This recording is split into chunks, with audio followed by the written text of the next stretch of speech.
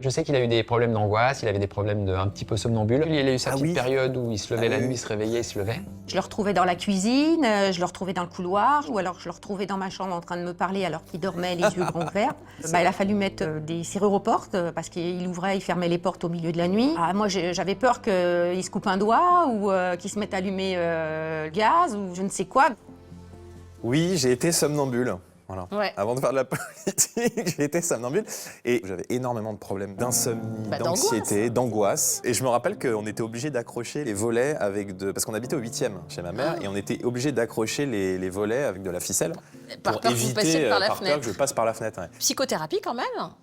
Ouais, j'ai petit. vu une psychologue quand j'étais plus jeune qui m'a beaucoup aidé. Étant plus jeune, j'avais beaucoup de problèmes d'anxiété, d'angoisse, comme s'il y avait un mal-être, alors que j'ai eu une enfance extrêmement heureuse, pleine d'amour. Et est-ce que vous êtes retourné voir un psy plus tard, Non, l'adolescence jamais. au début? Mais c'est fou, ça, vous n'avez pas besoin de vous libérer? Non, je garde beaucoup pour moi. Bah ouais.